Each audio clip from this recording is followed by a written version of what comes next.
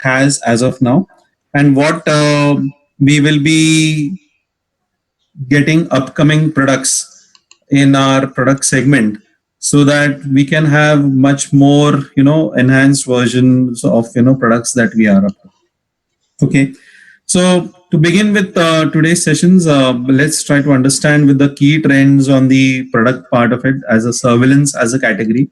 I'm sure you all are aware that there are many things that go in the surveillance. So the most important aspect in surveillance is with the resolution. So I hope resolution, everyone is aware that the number of megapixels that we talk about. Okay, so that is increasing, or I would say day by day for the requirements. So we had products which were with 1 MP, 2 megapixel, and now these products are gone into much more higher range as well, right? So that's how surveillance has been through in the market, with products now coming from 4 MP going on to 8 MP, and from 8 MP the next change that we'll be having is with the 12 megapixel resolution. So yes, the variants of products are going to increase in terms of resolution. The next thing that we would be having is on the AI part of it. So yes, artificial intelligence has taken a big lead in terms of the complete surveillance domain specifically. Okay, so a lot of analytics that are a part of the surveillance platform, wherein a single frame or an RTSP link that you capture onto your video server, those can be analyzed and you can have certain intelligent outputs through which you can enhance your surveillance as a portfolio. So yes, that those things are going to be changed. As far as smart cities are concerned, you have a lot of AI based services, or I would say vendors like SaaS, or you talk about Oracle or IBM Cloud as well. Okay, who are offering many value added services using the AI part of it. So those content is definitely going to be a big value add when you talk about surveillance as a part. The next thing would be more on the edge analytics. So many things which are there on the surveillance cameras, which are there on the server part of it. For I would say a small setup or a small kind of environment, those things can be covered on the edge level as well.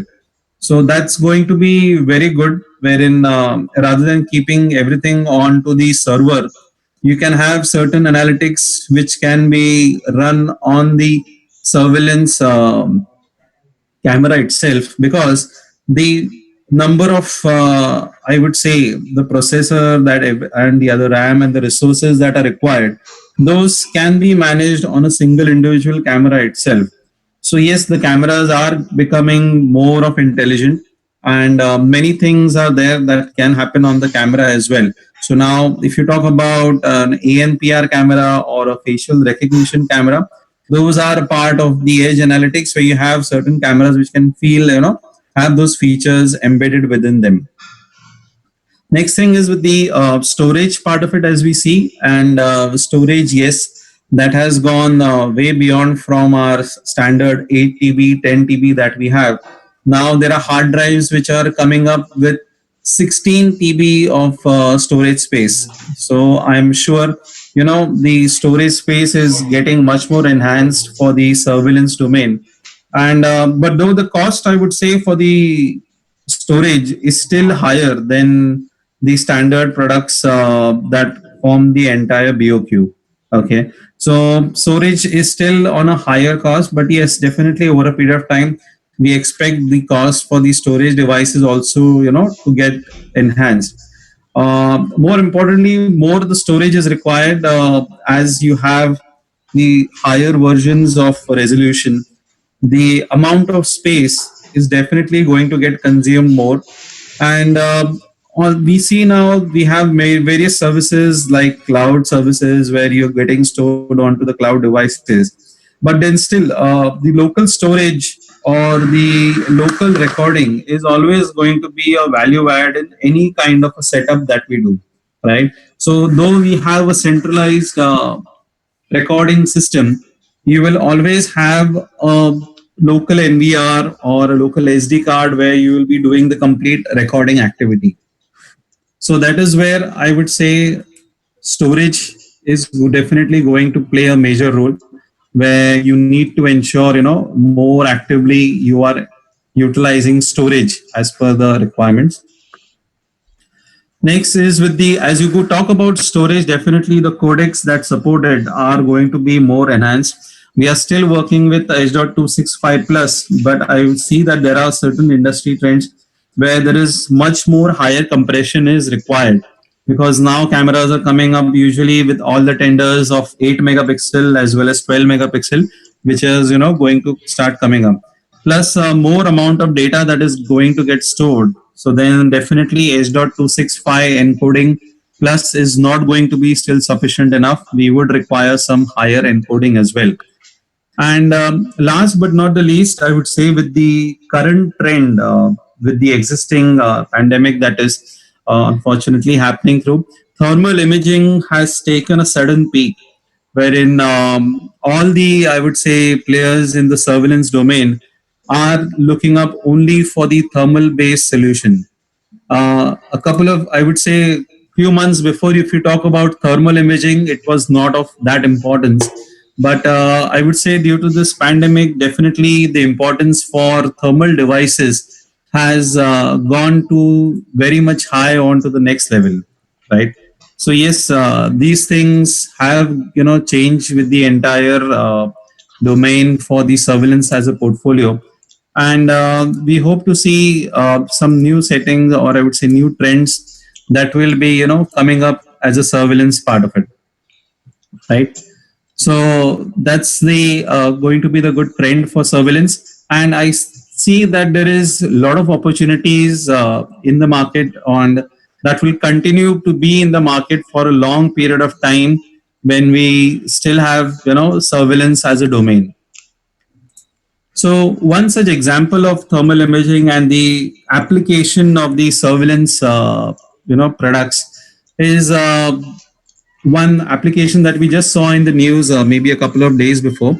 I just heard on BBC where they have in Russia, especially in Moscow, they are using face recognition system to tackle the people who move out from their places. So usually in lockdown, we are all habituated, forced to stay at home.